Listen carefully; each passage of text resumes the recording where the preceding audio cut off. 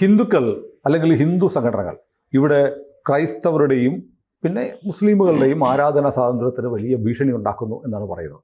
അപ്പം ഞാനിങ്ങനെ പരിശോധിക്കായിരുന്നു കേട്ടാ, അതായത് ഇന്ത്യയിലെ ഹിന്ദുക്കളുടെ ഏറ്റവും അഭിമാന സ്ഥാപനങ്ങളിലൊന്ന്, ആരാധനാ കേന്ദ്രങ്ങളിലൊന്ന് അയോധ്യയിലെ രാമക്ഷേത്രമാണ്. അത് പരിപാലിക്കുന്നത് നാഷണൽ സെക്യൂരിറ്റി ഗാർഡ് NSDയുടെ കീഴിലാണ്. ഇനി മറ്റൊന്ന് കാശി വിശ്വനാഥ ക്ഷേത്രം ATSന്റെ ആൻറ്റി ടെററിസം സ്ക്വാഡിൻ്റെ കയ്യിലാണ്. ഈ മാ വൈഷ്ണോദേവി ക്ഷേത്രമാണെങ്കിൽ CRPFന്റെ സംരക്ഷണയിലാണ്. അമർനാഥ് യാത്ര ലക്ഷക്കണക്കിന് ആളുകൾ പങ്കെടുക്കുന്നതാണ്. അമർനാഥ് യാത്രയ്ക്ക് സംരക്ഷണം ഒരുക്കുന്നത് 50,000 ജവാന്മാരാണ്. ഇനി കേരളത്തിലേക്ക് വന്നാൽ നമ്മുടെ ഗുരുവായൂർ ക്ഷേത്രം, ശ്രീപത്മനാഭസ്വാമി ക്ഷേത്രം, ശബരിമല ക്ഷേത്രം ഏറ്റവും പ്രധാനപ്പെട്ട ക്ഷേത്രങ്ങളുടെ കാര്യമാണ്. ഈ 3 ക്ഷേത്രങ്ങളും നിരന്തരം ഇൻ്റലിജൻസ് ഏജൻസികളുടെ നിരീക്ഷണത്തിലാണ്. അതായത് ഇന്ത്യയിൽ ഭൂരിപക്ഷം ഇപ്പോഴും ഉണ്ടെന്ന് വിശ്വസിക്കുന്ന, എനിക്ക് സംശയമുണ്ട് കേട്ടോ, പുതിയ സെൻസസ് വന്നാലേ അറിയുള്ളൂ, ഹിന്ദുക്കൾക്ക് അവരുടെ ആരാധനാലയങ്ങൾ സുരക്ഷിതമായി നിലനിർത്തണമെങ്കിൽ പട്ടാളത്തിൻ്റെ സൈന്യത്തിൻ്റെ സേവനം വേണം. അപ്പോൾ ആരെയാണ് ഭയക്കുന്നത്? ഹിന്ദുക്കളല്ലേ അവരുടെ ആരാധനാലയങ്ങൾ ആക്രമിക്കപ്പെടുമെന്ന ഭയത്തിൽ ജീവിക്കുന്നത്? അല്ല, അതിലൊരു സംശയം അക്കാര്യത്തിലില്ല. കാരണം ഹിന്ദുക്കളാണ് ഏറ്റവും കൂടുതൽ ഇവിടെ പീഡനം അനുഭവിക്കുന്ന സംഗതി ഭൂരിപക്ഷമൊക്കെയാണ്. ഈ ഭൂരിപക്ഷം ആണെങ്കിലും സംഘടിതമായിട്ടുള്ള ന്യൂനപക്ഷ ഇവരെ നേർ കടന്നാക്രമണം നടത്തുന്നുണ്ട്. നമുക്ക് നിരവധി ഉദാഹരണങ്ങളുണ്ട്. അത് 1950കളിലാണ് പണ്ഡിറ്റ് ജവഹർലാൽ നെഹ്റു ഇന്ത്യൻ പ്രധാനമന്ത്രിയായിരുന്നു. അദ്ദേഹം ഒരു ഹിന്ദു മത ബില്ല് അദ്ദേഹം കൊണ്ടുവന്നിരുന്നു. ആ ബില്ലിനെ ശക്തമായിട്ട് എതിർത്ത അന്നത്തെ ഡെപ്യൂട്ടി പ്രൈം മിനിസ്റ്റർ ആയിരുന്ന സർദാർ പട്ടേലാണ്. പട്ടേലിനെ കുറിച്ച് പറഞ്ഞത്, ഈ ബില്ല് താങ്കൾ അവതരിപ്പിക്കുകയാണെങ്കിൽ ഞാൻ രാജിവെക്കുന്ന ആവശ്യം പറയുകയാണ്. വളരെ ചുരുങ്ങിയ വർഷങ്ങൾക്കുള്ളിൽ തന്നെ പട്ടേൽ മരിച്ചു കേട്ടോ. വേറെ വശം, പട്ടേലിന്റെ മരണശേഷമാണ് ആദ്യമായിട്ട് മത ബില്ല്, ഹിന്ദു മതത്തിന്റെ bill Indian parliament Pandit Jawaharlal Nehru അവതരിപ്പിക്കുന്നത്. ഇതിനെക്കുറിച്ച് പറഞ്ഞിരിക്കുന്നത് മൊറാർജി ദേശായി ആണ്. മൊറാർജി ദേശായി അക്കാലത്ത് കോൺഗ്രസ്സുകാരനാണ്. അദ്ദേഹത്തിന്റെ ആത്മകഥയ്ക്കകത്ത് അദ്ദേഹം ഇത് പറഞ്ഞിട്ടുണ്ട്. അപ്പൊ ഇതിനെല്ലാം കാണിക്കുന്നത് എന്താ വെച്ചിട്ടുണ്ടെങ്കിൽ, ആ കാലം തുടങ്ങി തന്നെ ഹിന്ദുക്കൾക്കെതിരായിട്ടുള്ള ആസൂത്രിതമായിട്ടുള്ള, അന്ന് സർദാർ പട്ടേൽ ചോദിക്കുന്നൊരു ചോദ്യമുണ്ട്, എന്തിനാ ഒരു മതവിഭാഗത്തിന് വേണ്ടിയുള്ള ബില്ല് കൊണ്ടുവരുന്നത്? നിങ്ങൾക്ക് ക്രൈസ്തവർ ഇവിടെ ജീവിക്കുന്നില്ലേ, മുസ്ലിങ്ങൾ ജീവിക്കുന്നില്ലേ, ഒരു കോമൺ സിവിൽ കോഡല്ലേ ഇവിടെ ആവശ്യമുള്ളത്? ഈ കോമൺ സിവിൽ കോഡാണ് വേണ്ടതെന്നുള്ളതിനെ കുറിച്ചിട്ട് പണ്ഡിറ്റ് ജവഹർലാൽ നെഹ്റു യാതൊരു അഭിപ്രായം ഉണ്ടായിരുന്നില്ല. ഇതായിരുന്നു ഒരു കോൺഗ്രസിന്റെ നയം. കോൺഗ്രസ് ഒരിക്കലും കോമൺ സിവിൽ കോഡിനോ എല്ലാ മതവിഭാഗങ്ങളെ തുല്യമായി കാണുന്നതിനോ എല്ലാവരുടെയും വിഷയങ്ങൾ പരിഹരിക്കുന്നത് തയ്യാറായിരുന്നില്ല. മറിച്ച് ഇവർ ചെയ്തുകൊണ്ടിരുന്നത് ഹിന്ദുക്കൾക്ക് വേണ്ടിയിട്ട് പ്രത്യേകമായിട്ട് ബില്ല് കൊണ്ടുവരിക, ഹിന്ദു കോഡ് കൊണ്ടുവരിക, ഹിന്ദുക്കൾക്ക് വേണ്ടി ദേവസ്വം ബോർഡുകൾ കൊണ്ടുവരിക, അതിനുശേഷം ഹിന്ദുക്കൾക്ക് ചില സംവരണങ്ങൾ ചില ജാതി ആളുകൾക്ക് കൊടുക്കുക, എന്നിട്ട് ഹിന്ദുക്കളെ തമ്മിൽ അടുപ്പിക്കാനുള്ള സംവിധാനം ഉണ്ടാക്കുക, മുസ്ലിങ്ങൾക്ക് കൊടുക്കുന്ന സമയത്ത് എല്ലാവർക്കും സംവരണം കൊടുക്കുക. ഈ തരത്തിൽ വളരെ ആസൂത്രിതമായിട്ടുള്ള പരിശ്രമങ്ങളാണ് കഴിഞ്ഞ കുറെ ദശാബ്ദങ്ങളായിട്ട് ഇന്ത്യയെ സംബന്ധിച്ച് നടപ്പിൽ വരുന്നത്. ശരിക്കും അതാണ്. അതിന്റെ പേരിലാണ് ഇപ്പൊ നമ്മൾ ത്രട്ടണിങ്, ഏറ്റവും കൂടുതൽ വെല്ലുവിളികൾ നേരിടുന്നത് ഹൈന്ദവ ദേവാലയങ്ങളാണ്.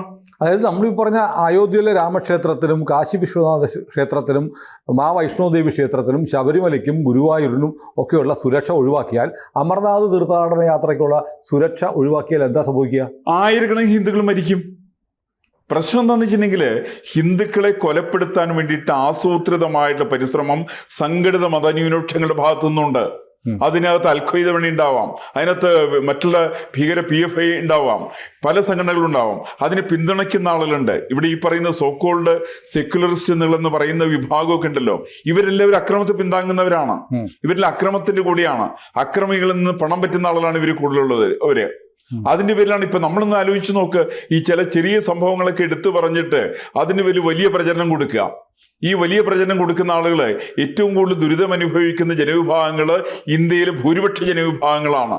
സാമ്പത്തികമായിട്ട് പരാധീനതയിൽ നിൽക്കുന്ന ഹിന്ദുക്കളാണ് എന്ന് പറഞ്ഞിട്ടാണ് ഹിന്ദുക്കളെ ചിലര് മതപരിവർത്തനം നടത്താൻ വേണ്ടി പരിശ്രമിക്കുക. ഇങ്ങനെയുള്ളൊരു സാഹചര്യം ഒരുക്കി കൊടുക്കുന്നത് ഭരിക്കുന്ന സർക്കാരുകളാണ്. അതിനൊരു മാറ്റം വന്നു എന്നുള്ളതാണ് ശരിക്ക് മാർക്ക് ടുള്ളി അതിനെക്കുറിച്ച് പറഞ്ഞിട്ടുണ്ട്. മാർക്ക് ടുള്ളി പറഞ്ഞിരിക്കുന്നത് നരേന്ദ്രമോദി ഏറ്റെടുത്തിരിക്കുന്ന ഒരു വലിയൊരു ദൗത്യമാണ്. 2014 മുതൽ അദ്ദേഹം നടത്തിയിരിക്കുന്ന പ്രവർത്തനങ്ങൾ ഈ പറയുന്ന ദൗത്യത്തിന്റെ പൂർത്തീകരണാർത്ഥമാണ് നടത്തിയിരിക്കുന്നത്. അപ്പൊ അതുകൊണ്ട് ഒരു വെല്ലുവിളിയാണ് കേരളത്തിൽ, ഇന്ത്യയിലെ ഹിന്ദുക്കൾ നേരിട്ടുകൊണ്ടിരിക്കുന്നത്. അത് വിശിഷ്യ കേരളത്തിലെ ഹിന്ദുക്കൾ ഒരു വെല്ലുവിളിയാണ് നേരിട്ടുകൊണ്ടിരിക്കുന്നത്. ഇതിനെ നേരിടാൻ സാധിച്ചില്ലെങ്കിൽ ഏതെങ്കിലും ഒരു വളരെ സമീപമായ കാലഘട്ടത്തിലെ ഏത് തരത്തിലാണോ സിറിയയിൽ സംഭവിച്ചത്, ഏത് തരത്തിലാണോ ഈജിപ്തിൽ സംഭവിച്ചത്, ലെബനോണിൽ സംഭവിച്ചുകൊണ്ടിരിക്കുന്നത്, ഈ തരം ഒരു വലിയൊരു പാതകത്തിലേക്ക് ഇന്ത്യയിലെ ഹിന്ദുക്കള്, വിശിഷ്യ കേരളത്തിലെ ഹിന്ദുക്കൾ മാറും എന്നുള്ള കാര്യത്തിൽ യാതൊരു സംശയം എന്നെ സംബന്ധിച്ചില്ല. അത്രയ്ക്കൊരു വലിയൊരു ഭീഷണിയാണ് നേരിട്ടുകൊണ്ടിരിക്കുന്നത്. ആ ഭീഷണി നിമിത്തമാണ് ഈ പറയുന്ന ഹൈന്ദവ ദേവാലയങ്ങൾക്ക് അതിശക്തമായിട്ടുള്ള സുരക്ഷ ഒരുക്കാൻ വേണ്ടിയിട്ട് കേന്ദ്രം ഭരിക്കുന്ന സർക്കാരുകൾ, അത് കോൺഗ്രസ് സർക്കാരാണെങ്കിലും അങ്ങനെ തന്നെയാണ്. അല്ല, ഇന്ത്യയിൽ ഇതുപോലെ പട്ടാളത്തിന്റെ സുരക്ഷയിൽ ഏതെങ്കിലും ക്രൈസ്തവ ദേവാലയമോ അല്ലെങ്കിൽ മുസ്ലിം ദേവാലയമോ പ്രവർത്തിക്കേണ്ട സാഹചര്യം ഉണ്ടായിട്ടുണ്ടോ? ഉണ്ടാവില്ല. കാരണം ഹിന്ദുക്കൾ ഭീകരരില്ല. ഇതിന്റെ പ്രശ്നമുള്ളത് ആരാണ് ഭീകരൻ എന്നുള്ള പ്രശ്നമാണ്. ഈ ഭീകരരായിരിക്കുന്ന ആളുകൾ ഇസ്ലാമിക നാമധാരികളായിരിക്കുന്ന ആളുകൾ. ഇപ്പൊ ഞാൻ ചില സമയത്ത് ചോദിക്കാറുണ്ട്, നമ്മുടെ കമാൽ പാഷയെ, PK ഷംസീൻ അടങ്ങുന്ന ഹൈക്കോടതി ജഡ്ജിമാരുണ്ട്, ഇവരൊക്കെ വലിയ വലിയ വായിൽ വർത്തമാനം പറയാറുണ്ട്. ഇവരൊക്കെ ഏതെങ്കിലും സമയത്ത് ഇസ്ലാമിക തീവ്രവാദത്തെ സ്പെസിഫൈ ചെയ്തുകൊണ്ട് ഈ സാധനം തെറ്റാന്ന് ഇവർ പറയാറുണ്ടോ? ഹമാസിലെ ആക്രമണം തെറ്റാണെന്ന് പറയാറുണ്ടോ? മാറാടിലെ ആക്രമണം തെറ്റാണെന്ന് പറയാറുണ്ടോ? അല്ലെങ്കിൽ ഇവിടെ അയോധ്യയിലെ രാമക്ഷേത്രം തകർത്ത് ബാബറുടെ നടപടി തെറ്റാന്ന് ഇവരാരെങ്കിലും പറഞ്ഞിട്ടുണ്ടോ? ഇവർ പറഞ്ഞിട്ടില്ലല്ലോ. കമാൽ പാഷയൊക്കെ ബേസിക്കലി ഇസ്ലാമിസ്റ്റുകളുടെ മനസ്സുള്ള ആളാണെന്ന് എനിക്ക് സംശയക്കാര്യത്തിലില്ല. ഈ പറയുന്ന ഹൈക്കോടതി ജഡ്ജിമാരടങ്ങുന്ന ആയിരിക്കുന്ന ആളുകൾ അടക്കമുള്ളവര്, ഇവരുടെ എല്ലാം ചരിത്രപരമായിരിക്കുന്ന ഇവര് പരിശോധിക്കേണ്ടതാണ്. ഇവര് പലരും ഈ പറയുന്ന തീവ്രവാദക്കാർ, ഇപ്പൊ ഇവരെല്ലാം രാഷ്ട്രീയക്കാരെ പോലെയാണ്. ഒരു വ്യത്യാസം ഇവരെ സംബന്ധിച്ചില്ല. ഇപ്പൊ നിങ്ങൾ കേരളത്തിലെ രാഷ്ട്രീയക്കാരെ നോക്ക്. കേരളത്തിലെ ഹിന്ദുവിന് പ്രശ്നം ഉണ്ടെങ്കിൽ ഇവരാരും ആ ഭാഗത്തേക്ക് നോക്കാറില്ല. അപ്പയ്ക്ക് ഇവര് കടുത്ത മതേതരവാദികളാണ്. അങ്ങനെ മതേതരത്വങ്ങളുടെ അണപൊട്ടി ഒഴുകിയിട്ട് കോൺഗ്രസ്സുകാരനും കമ്മ്യൂണിസ്റ്റുകാരനും ഇവിടെ ജീവിക്കാൻ നിവൃത്തി ഉണ്ടാവില്ല. മറിച്ച് ഛത്തീസ്ഗഡിലോ രാജസ്ഥാനിലോക്കോ ഏതെങ്കിലും കന്യസ്ത്രീയുടെ മുഖത്ത് നോക്കിയിട്ട് ആരെങ്കിലും ഒന്ന് തുമ്മിന്നിരിക്കട്ടെ, ആ തുമ്മിത് അവരുടെ മുഖത്ത് തുപ്പൽ തെറിച്ചു എന്ന് പറഞ്ഞിട്ട് ആരോപണം ഉന്നയിച്ചുകൊണ്ട് പ്രകടനം നടത്താൻ വേണ്ടി അവർ തയ്യാറാവും. ഇവിടുത്തെ ക്രൈസ്തവ സഭകളടക്കം അങ്ങനെയാണ്. ഇവർക്കെല്ലാവരും ഇവര് നേരിടുന്ന ചില പ്രശ്നങ്ങൾ ഇവരുടെ സാമ്പത്തികമായിട്ടുള്ള പ്രശ്നങ്ങളാണെന്ന് ഞാൻ മനസ്സിലാക്കുന്നത്. ക്രൈസ്തവ സഭയ്ക്കടക്കം ഇവരുടെ വരുമാനത്തിന്റെ, അനധികൃതമായിട്ടുള്ള വരുമാനത്തിന്റെ തടസ്സം വന്നു എന്നുള്ളതാണ് പ്രശ്നം. ഈ തടസ്സം വരുന്ന സമയത്ത് സ്വാഭാവികമായിട്ട് ഇത്തരം കാര്യങ്ങൾ ഇവരിട്ട് ഇടപെടുന്നുണ്ട്. ഇവരിടപെടുകയാണ്. രാഷ്ട്രീയ നേതൃത്വമായിട്ടുള്ള ഇവരുടെ അവിഹിത ബന്ധമുണ്ട്. ഈ സഭാ നേതൃത്വത്തിനും എന്റെ പലപ്പോഴും അഭിപ്രായമുള്ളത്, ഈ പുരോഹിതന്മാരൊക്കെ ഒരു അമ്മയുടെ മക്കളാണ്. എല്ലാ പുരോഹിതന്മാരും നോക്ക്. കേരളത്തിലെ ഹിന്ദുക്കളുടെ പുരോഹിതന്മാരുടെ രാഷ്ട്രീയം ഒന്ന് പരിശോധിച്ചു നോക്ക്. ഈ പറയുന്ന ഹിന്ദുക്കളായിരിക്കുന്ന മതപുരോഹിതന്മാരെല്ലാവരും കടുത്ത മതേതരവാദികളാണ്. ശരിയാണ്. ഈ മതേതരത്വം പറയുന്നത് നമ്മുടെ പ്രധാനപ്പെട്ട ക്ഷേത്രങ്ങളിലെ പ്രധാനപ്പെട്ട വൈദികരായിരുന്നവരാണ്. അവരൊക്കെ മതേതരവാദികളാണ്. മതേതരവാദി എന്നൊക്കെ പറഞ്ഞ തട്ടിപ്പുകാരാ. ഈ തട്ടിപ്പുകാരെ പണം പറ്റുന്നവരാണ്. ഈ പണം പറ്റിയിട്ട് പാവപ്പെട്ടതിന് ഒറ്റ കൊടുക്കുന്ന ആളുകളാണ് ഇവര്. അതിന് നിരവധി ഉദാഹരണങ്ങളുണ്ട്. അതിൻ്റെ പേരിൽ ഈ അക്രമങ്ങൾ നടക്കുന്നത് തീവ്രവാദികൾക്ക് അക്രമങ്ങൾ നടത്താൻ വേണ്ടിയിട്ടുള്ള സാഹചര്യം ഒരുക്കി കൊടുക്കുന്ന കാര്യത്തിൽ പറയുന്ന മതപുരോഹിതന്മാരുടെ പങ്ക് പരിശോധിക്കേണ്ടതാണ്. അത് ക്രൈസ്തവ മതപുരോഹിതന്മാർക്ക് പങ്കുണ്ട്. നിങ്ങൾ ചെറിയ എക്സാമ്പിൾ ഒന്ന് ആലോചിച്ച് നോക്ക്. നമ്മുടെ ജോസഫ് മാഷിന്റെ കൈവെട്ടിയില്ലേ? ജോസഫ് മാഷിനെ കൈവെട്ടിയത് ആരാ? ഇസ്ലാമിക തീവ്രവാദികളെ കൈവെട്ടിയത്. എന്തായിരുന്നു ക്രൈസ്തവ സഭയുടെ നിലപാട്? അനങ്ങിയവര് നന്നായിട്ട്. ഇതിലൂടെ അനങ്ങിയെന്നറിയാമോ? ഈ പറയുന്ന അക്രമകാരികളെ സംരക്ഷിക്കാൻ ജോസഫ് മാഷിന്റെ ഭാര്യയുടെ ആത്മഹത്യക്ക് വേണ്ടിയിട്ട് കളവരം ഒരുക്കാൻ വേണ്ടിയിട്ട് അദ്ദേഹത്തിന് കുടുംബം നശിപ്പിക്കാൻ പരിപാടി ചെയ്തു. ഇതിന്റെ അപ്പുറത്ത് ക്രൈസ്തവ സഭ ഒന്നും ചെയ്തില്ല. കൃത്യമായിട്ട് പങ്കുള്ള ആളാണ് കാര്യത്തില് കോതമംഗലം ബിഷപ്പ്. അയാളുടെ നടപടി അന്വേഷിക്കേണ്ടതാണ്. ഞാൻ ആ പുസ്തകത്തിന്റെ പ്രകാശന വേളയിൽ ഞാനത് പറഞ്ഞിരുന്നു. ഈ കേസിൽ 1-ാം പ്രതി PFI ആണെങ്കിൽ എനിക്ക് ഒരു സംശയമില്ല 2-ാം പ്രതി അവിടെ കോതമംഗലത്ത് ബിഷപ്പാണ്. അയാളുടെ നടപടി എന്തായിരുന്നു കാര്യത്തില്? അയാളുടെ കാര്യത്തിൽ ജോസഫ് മാഷിന്റെ കൂടെയാണോ നിന്നത്? ക്രൈസ്തവ സഭ കൂടെയാണോ നിന്നത്? ഇവരാരും കൂടെ നിന്നില്ലല്ലോ. ഇത് കേരളത്തിലെ ഒന്ന് മാത്രമല്ല, ഇന്ത്യയിലെമ്പാടുമുള്ള സാധാരണ ക്രിസ്ത്യാനികൾ അടക്കമുള്ള ആളുകൾ അനുഭവിക്കുന്ന പ്രശ്നമാണ് ഇത്. ഹിന്ദുക്കളെ സംബന്ധിച്ച് നിരവധി പ്രശ്നം ഇത്തരത്തിലുണ്ട്. അങ്ങനെ ഹിന്ദുക്കളെ സംബന്ധിച്ച പ്രശ്നം ഉണ്ടാകുന്ന സമയത്ത് സർക്കാർ ഈ പറയുന്ന തീവ്രവാദികളിൽ നിന്ന് സംരക്ഷണാർത്ഥമാണ് ഈ ഇത്തരം ചില സെക്യൂരിറ്റി ചില ഏർപ്പാടുകളൊക്കെ തൽക്കാലം ചെയ്തു കൊടുക്കും. അതുകൊണ്ട് ചില അക്രമങ്ങൾ ഉണ്ടാകുന്നില്ല എന്നുള്ളത് മാത്രമാണ്. അപ്പോൾ യഥാർത്ഥ ചോദ്യം ഇതാണ്: ഏതു മതമാണ്, ആരുടെ ആരാധനാ സ്ഥാനങ്ങളാണ് ഭീഷണിയിൽ കഴിയുന്നത്? അതിന് ഹിന്ദുക്കളുടെ മാത്രമാണ്.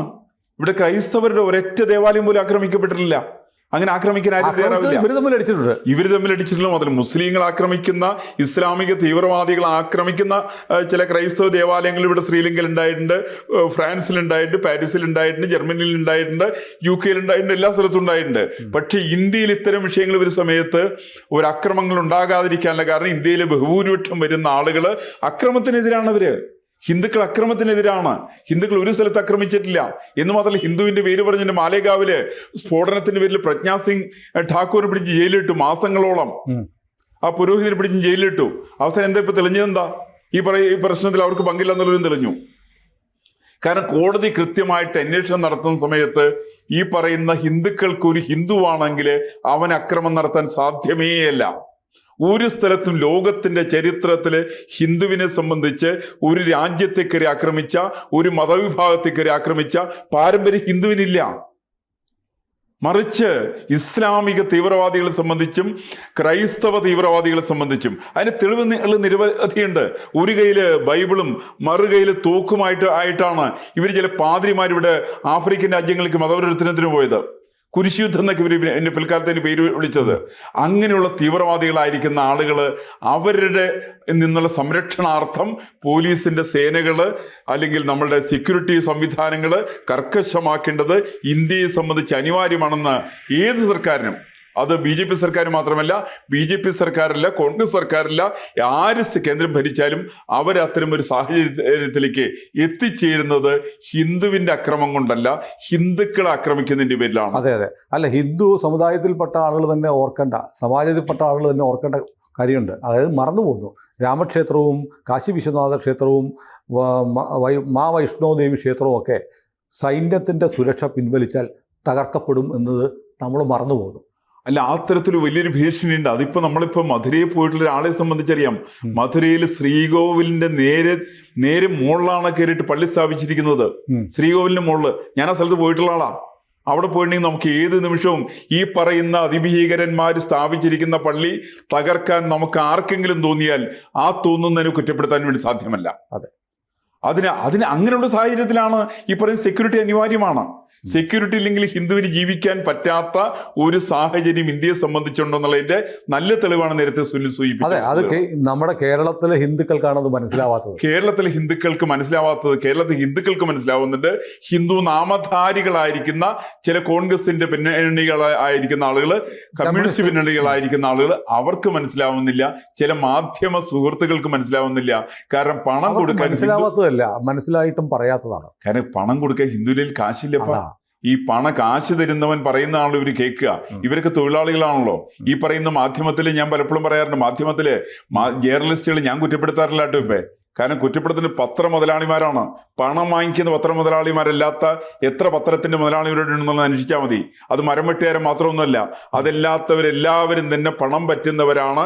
കേരളത്തിലെ പത്രമാധ്യമ രംഗത്ത് മുതലാളിമാരെന്നുള്ളവര് വളരെ വ്യക്തമാണ്. അത് ഇന്ന മാധ്യമം എന്ന് പറയേണ്ട ആവശ്യമില്ല. അതിനകത്ത് ജേർണലിസ്റ്റുകൾക്ക് പങ്കില്ലാത്തതുകൊണ്ട് ഞാൻ ഈ പറയുന്ന ജേർണലിസ്റ്റുകളെ തൽക്കാലം കുറ്റപ്പെടുത്താൻ തയ്യാറില്ല. കൂടുതൽ വാർത്തകളും വിശേഷങ്ങളും നിങ്ങളിലേക്ക് എത്താൻ ABC മലയാളം സബ്സ്ക്രൈബ് ചെയ്യുക, ബെൽ ബട്ടണും അമർത്തുക.